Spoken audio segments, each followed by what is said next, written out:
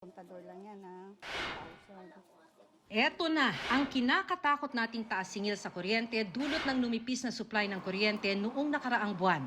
Ang bill ni Annie mula 8,900 pesos nitong Abril, ngayon 13,700 pesos na. Nang suspindihin kasi ang face-to-face classes dahil sa tindi ng heat index, maghapong nasa bahay ang nag-iisang anak kaya napilitan na silang gumamit ng aircon. Tumaas ang konsumo ni Annie, pero tumaas din kasi ang singil ng Meralco. 46 centavos per kilowatt hour ang itinaas, kaya 11 pesos and 41 centavos per kilowatt hour ang singil sa consumer.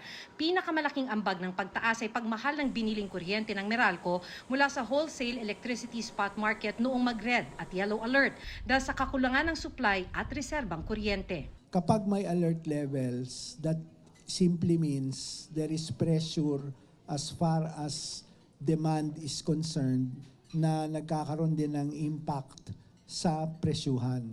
Mas mataas ang dagdag singil sa ilang lugar sa probinsya na lahat ng isinuplay na kuryente ng mga electric cooperative binili sa spot market. Sa Catanduanes, mahigit 7 pesos ang dagdag singil kaya 13 pesos per kilowatt hour na ang singil sa kuryente. Sa Dumaguete naman, 4 to 5 pesos per kilowatt hour ang dagdag singil.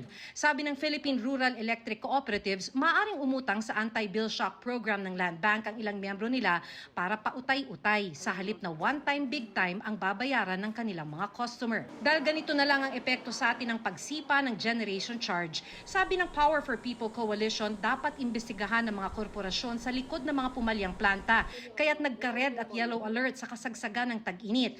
Maaari raw kasing kumita ang mga ito sa spot market dahil nagbenta ng mahal na kuryente ang iba nilang mga planta. Ipinapakita doon sa datos din mismo at reports ng mismong government agencies na kung sino yung mga nag-unforced shutdown, sila din yung ilan sa mga kumpanya na nagbabato ng kuryente doon sa merkado na napakataas ng presyo. Kailangan yun maimbestigahan.